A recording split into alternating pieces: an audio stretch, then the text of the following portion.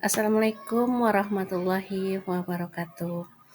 Kembali lagi bertemu dengan saya Amelia Gusriani, mahasiswa Pascasarjana Program Studi Magister Pendidikan Dasar Universitas Terbuka. Pada diskusi 7 ini kita masih membahas tentang gender dalam pendidikan dasar, itu bagian 2-nya. Kita lihat di sini bagian 2-nya kita membahas mengenai sebuah artikel yang terindeks Sinta. Yang saya ambil itu yang terindeks Sinta 4 yang berkaitan dengan isu gender. Jadi di sini membahas sebuah isu yang ada di sekolah dasar Indonesia yang cenderung guru-guru memberikan lebih banyak perhatian dan pada partisipasi aktif anak laki-laki dalam pembelajaran sains, sementara anak perempuan sering diabaikan. Ini tercermin dari alokasi waktu diskusi, pemilihan murid yang diajak berpartisipasi di depan kelas, dan dukungan lebih besar untuk kegiatan ekstrakurikuler yang dianggap lebih sesuai untuk anak laki-laki. Hasilnya, sejumlah siswa merasa kurang termotivasi dan kurang percaya diri dalam pembelajaran sains. Sesuai dengan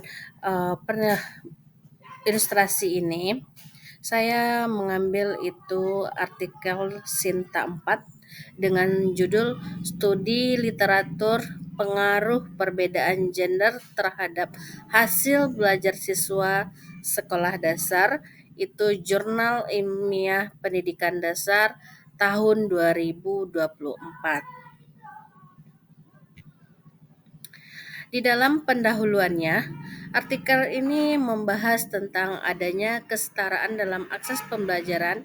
Ini juga memastikan bahwa tidak ada diskriminasi atau perlakuan tidak adil dalam proses pendidikan. Semua siswa memiliki kesempatan yang sama untuk tumbuh dan berkembang sesuai dengan bakat dan kemampuan mereka. Jadi kalau artikel ini tidak sesuai dengan ilustrasi tadi yang menyatakan adanya perbedaan. Tapi kita lihat di sini apa rumusan masalahnya. Yang pertama, bagaimana pengaruh gender terhadap hasil belajar siswa di tingkat sekolah dasar masih terbilang terbatas. Bagaimana yang kedua, bagaimana faktor-faktor yang mempengaruhi kesetaraan akses pembelajaran serta dampaknya terhadap hasil belajar. Untuk pembahasan, karena dalam artikel yang saya ambil ini mengenai studi literatur, tentu sudah ada beberapa artikel yang dijadikannya pedoman oleh peneliti. Di sini menunjukkan adanya perbedaan struktur otak yang dapat mempengaruhi proses belajar dan kognisi secara keseluruhan. Jadi secara umum, murid perempuan cenderung memiliki konektivitas antara hemisfer otak yang lebih kuat, sementara murid laki-laki cenderung memiliki spesialisasi fungsional yang lebih teralokasi. Kaitannya dengan hasil belajar, pemahaman yang lebih baik tentang struktur otak perempuan yang memfasilitasi koordinasi yang lebih efisien antara area otak yang berbeda dapat memberikan keunggulan dalam proses belajar yang melibatkan integrasi informasi dari berbagai sumber.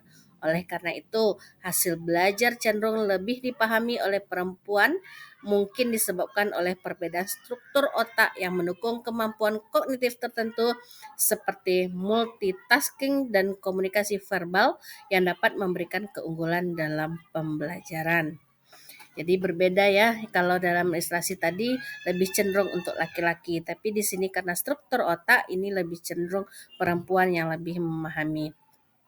Dari hasil penelitian ini menunjukkan bahwa siswa perempuan cenderung memiliki hasil belajar yang lebih baik dari siswa laki-laki. Meskipun demikian, tidak ada perbedaan signifikan antara hasil belajar siswa laki-laki dan perempuan dalam penerapan model-model pembelajaran tertentu seperti creative problem solving, STAT, dan think, pair, and share.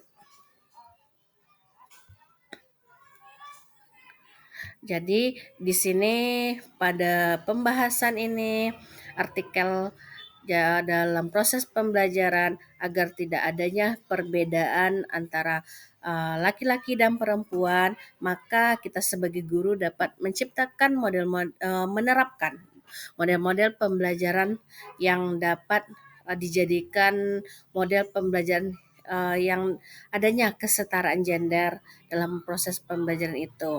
Seperti kalau untuk creative problem solving ini kalau berhadapan dengan masalah itu memang yang lebih unggul dalam memikirkan suatu masalah itu yang laki-laki, yang perempuan, maaf yang perempuan, tapi sedangkan yang laki-laki itu dia lebih sesuai sumber kayak gitu. Seperti sumber. Jadi kalau laki-laki dia membutuhkan beberapa sumber untuk memecahkan masalah tersebut. Dalam start ini biasanya proses pembelajarannya berkolaborasi atau berkelompok sehingga ini tidak adanya perbedaan-perbedaan dalam proses pembelajaran sehingga semua siswa diperlakukan sama. Jadi pembagian kelompoknya nanti secara heterogen, bercampur laki-laki dengan perempuan dengan latar belakang yang berbeda, jadi semua itu secara heterogen.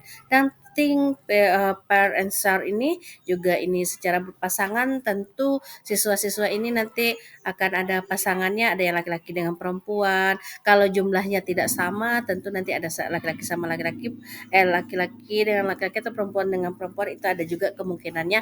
Tapi dalam untuk pertemuan berikutnya kita acak lagi sehingga itu nanti tidak ada perbedaan kita dalam memberikan pembelajaran kepada siswa laki-laki dan perempuan, semua mendapat perlakuan yang sama. Jadi dengan adanya perlakuan yang sama, semoga nanti dalam kegiatan proses pembelajaran tidak adanya perbedaan lagi antara laki-laki dan perempuan. Semua mendapatkan kesempatan yang sama. Itulah hasil diskusi 7 saya. Terima kasih atas perhatiannya. Mohon maaf bila ada kesalahan. Assalamualaikum warahmatullahi wabarakatuh.